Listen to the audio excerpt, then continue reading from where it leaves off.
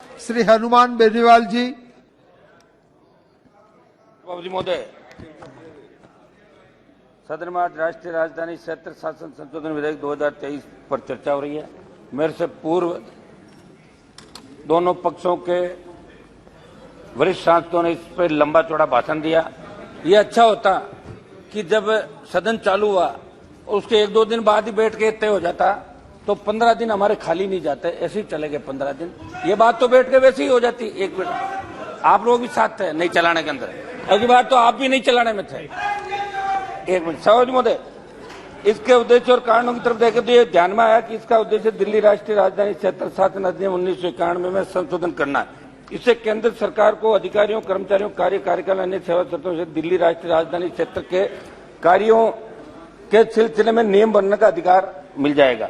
सरोज महोदय, गृह मंत्री जी ने माननीय सुप्रीम कोर्ट के निर्णय की व्याख्या सदन में पढ़कर सुनाई।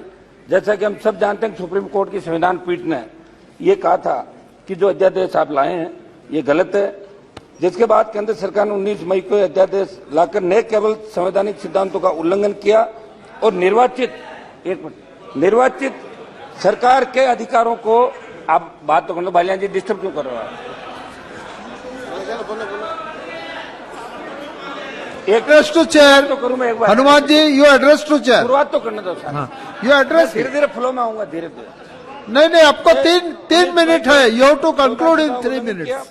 और निर्वाचित सरकार के अधिकारों को हड़पने की कोशिश की, बल्कि सुप्रीम कोर्ट की संविधान पीठ के फैसले को, प्रभाव को भी खत्म किया। और इससे साफ हो गया कि एनडीए की ये सरकार संविधान, लोकतंत्र, संघ के ढांचे सुप्रीम कोर्ट को नहीं मानती है।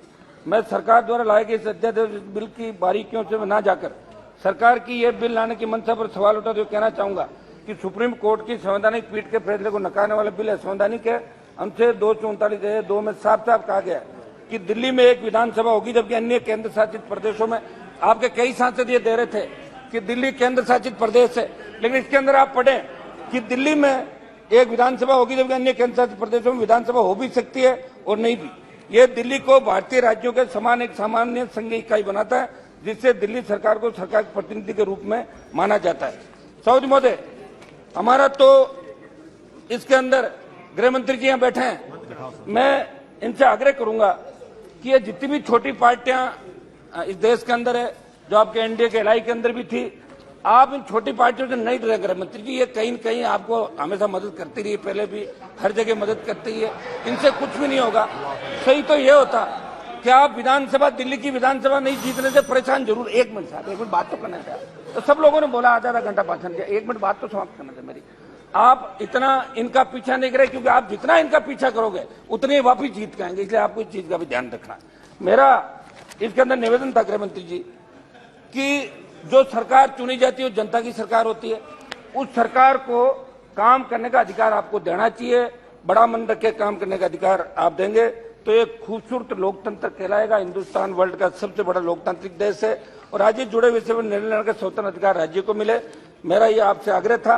और आपका जो मैनिफेस्टो है भारतीय जनता पार्टी का, वो हमेशा मैनिफेस्टो ये कहता है कि हम स्वतंत्र राज्य का दिल्ली को दर्जा दिलाएंगे। या तो मैनिफेस्टो में आप नहीं कहते, वो झूठा है और यहाँ झूठी बात है।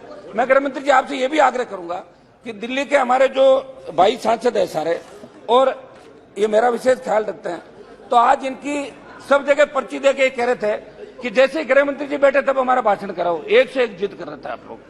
तो विदुड़ी जी समाप्त कीजिए, एक समाप्त कीजिए। विदुड़ी जी, मनोज तिवारी जी और परवेज वर्मा जी ने अच्छा भाषण दिया तीनों ने। इनकी परफॉर्मेंस को देखते हुए कोई मंत्रिमंडल का विस्तार हो तो एकाध का number. Thank you very much, thank you. एक मिनट, एक लास्ट मेरा एक मेरा सर आग्रह था कि अपने मणिपुर, हरियाणा, इसकी तरफ भी आप ध्यान दें। गृह मंत्री जी यहाँ बैठे और एनडीए की बैठक गृह मंत्री जी आपने बुलाई, लेकिन लेट बहुत बुलाई, 4.5 साल में याद नहीं है आपकी। और अब की बार तो ऐसे दलों को बुला ले जिनका एक भी एमपी नहीं है। लंबी सूची पढ़ के सुना दी कि एनडीए के अंदर इतने साथी, क्या करोगे इनको बिना। बहुत बहुत धन्यवाद। तो मेरा आपसे आग्रह था बेनीवाल जी, बहुत बहुत सरकारों को। श्री सुशील कुमार रिंकू, लास्ट बार समाप्त कर सर, 1 मिनट प्लीज, लास्ट समाप्त कर रहा हूँ।